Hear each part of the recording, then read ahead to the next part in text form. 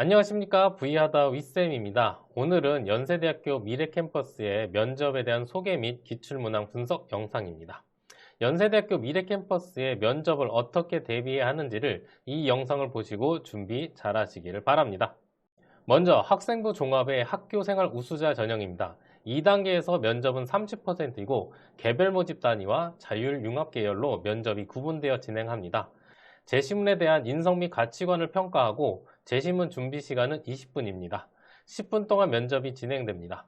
의예과의 경우 의학적 인성 면접을 진행합니다. 다음으로 교과 우수자 의예과의 경우 면접 20%이고 면접 방식은 학생부 우수자 전형과 같습니다.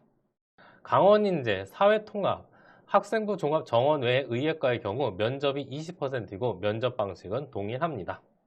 교과 우수자, 사회통합, 학생생활 우수자의 의예과의 수능 최저는 4.5 이내이고 수학은 미적분과 기하 중 선택하셔야 하며 과탐은 한 과목으로 최저를 적용합니다.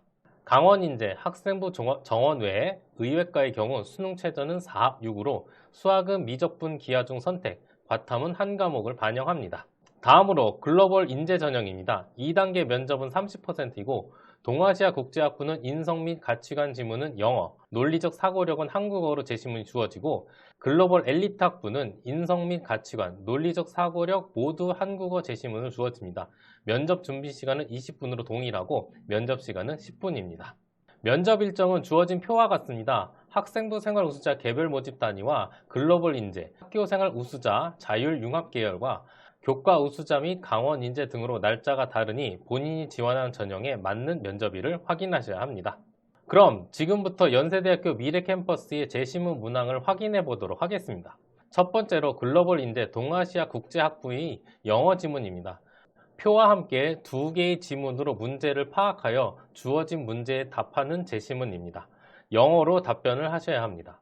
문제의 분석은 한국어로 진행되는 글로벌 엘리트 학부에서 확인하여 말씀드리도록 하겠습니다. 글로벌 엘리트 학부 및 학교생활 우수자 개별 모집 단위에서의 진행되는 문항입니다. 앞에 동아시아 국제학부의 문제를 그대로 한국어로 진행하는 문제입니다. 따라서 형식은 같습니다. 주어진 지문에서 우선 원유에 대한 가격 변화를 나타내는 표가 주어져 있고 한 지문에서는 코로나로 인한 석유 수요의 변화로 원유 가격이 변한다는 내용입니다.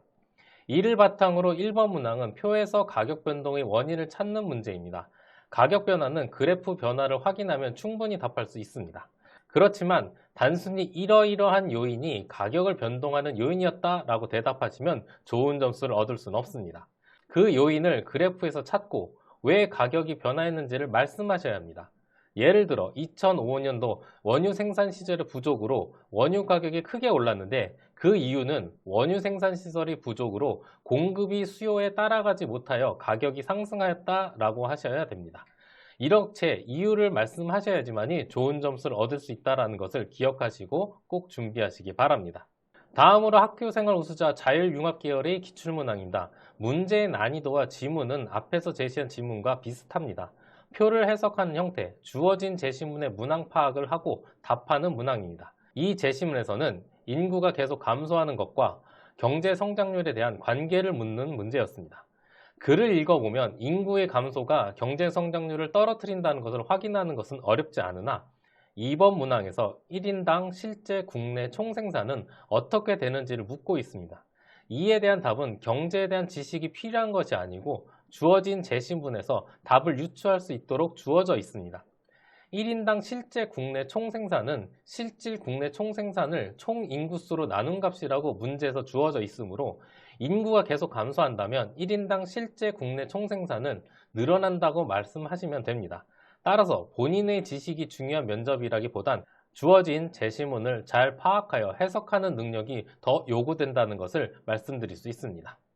다음으로 의학과 면접 중 의학적 인성 생명윤리에 대한 문항입니다. 위의 제시문은 답이 정해져 있는 문항이 아닙니다. 학생 본인이 가지고 있는 생각을 잘 정리하여 말씀하시면 됩니다. 위의 문항은 안락사에 대한 문항으로 의학을 준비한 학생에게는 생소한 주제는 아닙니다. 따라서 본인이 가지고 있는 생각을 논리적으로 설명한다면 어려움 없이 준비할 수 있는 문제를 주어집니다. 본인이 보다 논리적으로 설명할 수 있는 방향으로 선택하여 답하시면 충분히 좋은 점수를 얻을 수가 있습니다. 의외과 면접 시험 중 의학적 인성 직업윤리에 대한 문항입니다. 위의 문항에서 1번 문항은 가나 지문에서 의사의 직업윤리와 학교에서 생각하는 인재상이 주어져 있습니다. 이는 본인이 지원한 학교에서 생각하는 인재상을 알고 있는지, 그리고 이를 바탕으로 의사라는 직업을 잘 수행할 수 있는 준비가 되어 있는지를 묻는 것입니다.